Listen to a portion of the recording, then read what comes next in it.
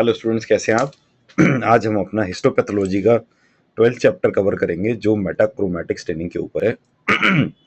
Last few chapters में हम staining पढ़ते आ रहे हैं। स्टेनिंग का मतलब ये होता है कि एक पर्टिकुलर सेक्शन को आइडेंटिफाई किया हमने, उसमें एक डाई डाली, डाई ने जाके वहाँ रिएक्ट किया और कलर चेंज कर दिया उस एरिया का।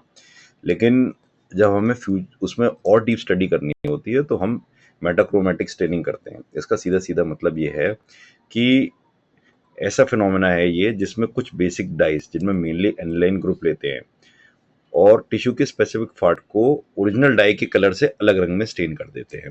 मान लिए कि डाई का कलर है ब्लू, और जब वो पार्ट स्टेन होगा टिश्यू का तो वहाँ ब्लू कलर नहीं आएगा, कुछ वेरिएशन आएगा, और इसको हम पोलराइजेशन बोलते हैं। और इससे हमें आइडेंटिफिकेशन हायर स्टडीज में करने की स्पेसिमेन का बहुत इजी रहता है। जैसे कि मास सेल ग्रेन्युल्स है, इसमें हेपरिन की वजह से मेटाक्रोमैटिक होता है। कॉमन जो मेटाक्रोमैटिक डाइज हैं उनमें सबसे मोस्ट इंपॉर्टेंट है मिथिलीन ब्लू। मिथिलीन ब्लू का बहुत वाइड स्प्रेड यूजेस है। हाल फिलहाल में ये डाई हेल्थ बेनिफिट्स के लिए भी जानी जा रही है, लेकिन वो इस चैप्टर के बाहर का वो है, तो मिथिलीन ब्लू आपको पता होना चाहिए। सेकंड आ गया मिथाइल वॉयलेट, थर्ड हो गया थियोनिन, फोर्थ हो गया क्रिस्टल वॉयलेट, और लास्ट हो गया टोलिडीन ब्लू। इसमें थियोनिन और टोलिडीन ब्लू भी प्रैक्टिकली बहुत काम में आते हैं। अब मेटाक्रोमेजिया प्रोसेस को हम समझ लेते हैं। मेटाक्रोमेजिया प्रोसेस में क्या होता है कि जो नेगेटिवली चार्ज होता है हमारे कैटोनिक टिश्यू पे, और जो हमारी डाई होती है उस पर कैटोनिक होती है वो, यानी कि उस पर पॉजिटिव चार्ज होता है, तो ये आपस में रिएक्ट कर जाते हैं और डाई का पॉलीमराइजेशन हो जाता है, यानी डाई की भी केमिकल फॉर्मूला चेंज हो जाता है, जिसकी वजह से वो उसका कलर भी चेंज दिखता है। अगर हम टोलिडीन ब्लू को मास्ट सेल्स से रिएक्ट करेंगे तो ब्लू की जगह पिंक दिखाई देंगे, ठीक है ना। तो ऐसे ही थियोनिन और टोलिडीन ब्लू फ्रोजन सेक्शंस के लिए क्विक स्टेनिंग में यूज होते हैं। अब हम देख लेते हैं फैक्टर्स इनहेंसिंग मेटाक्रोमेजिया। ये शॉर्ट के लिए आपको पता होना चाहिए। एक तो डाई कंसंट्रेशन अगर हम बढ़ा देंगे तो मेटाक्रोमेजिया का रेट बहुत ज़्यादा बढ़ जाएगा, क्योंकि जितनी ज़्यादा डाई होगी उतने ज़्यादा कैटाइन होंगे और उतना ही पॉजिटिव नेगेटिव आपस में रिएक्ट करेंगे, तो उतना ही आपको ये हायर रेट में मिलेगा। सेकंड होता है टेम्परेचर कम करना। अगर हम टेम्परेचर को कम करेंगे तो भी मेटाक्रोमेजिया का रेट पे इफेक्ट आता है। और इसी के साथ पीएच जो होता है हमारा वो सूटेबल होना चाहिए, क्योंकि हमारा जो रिएक्शन है वो नहीं तो उसका रेट स्लो होता चला जाएगा।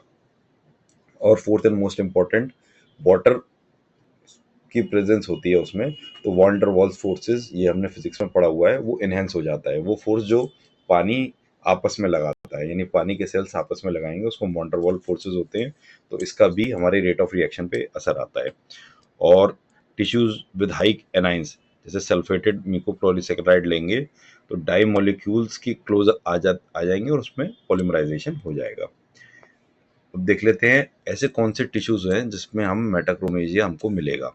तो एक तो अमाइलॉइड में मिलेगा, एक मास्ट सेल ग्रेन्यूल्स में मिलेगा, थर्ड म्यूसिन में मिलेगा, और चार कार्टिलेज में मिलेगा। देखिए, टेक्निकल चैप्टर है और फैक्चुअल भी है, यानी कि इसमें याद करने का भी बहुत है और बेसिक समझने का भी बहुत है। तो ये जो टिश्यू है चार, ये आपको याद होने चाहिए कि कहाँ कहाँ मेटाक्रोमेजिया होगा। तो एमेलॉइड पे हम दो चीज़ें और देख लेंगे।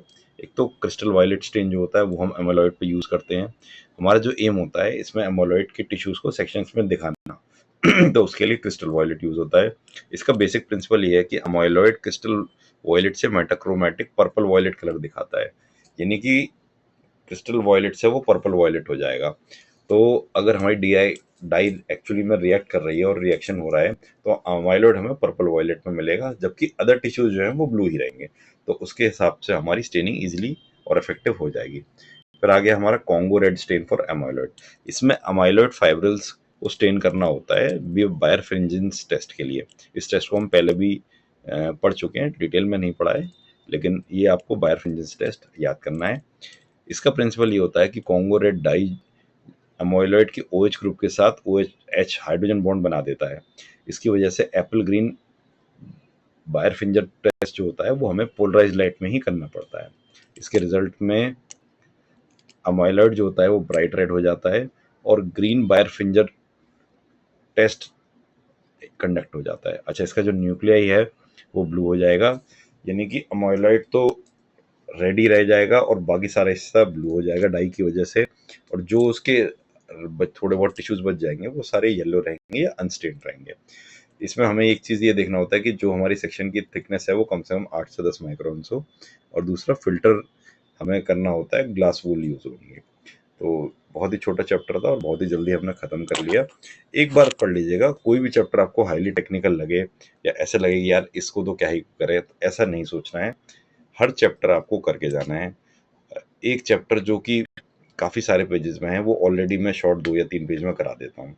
तो उसको भी आप करके जाएँगे तो इस ऐसे में क्या एडवांटेज होता है कि कई बार एग्ज़ामिनर पेपर पैटर्न चेंज हो जा कर देता है, या या वो डिफ़िकल्ट पेपर उसको बनाना होता है। तो डिफ़िकल्ट एग्ज़ामिनर कैसे बनाएगा?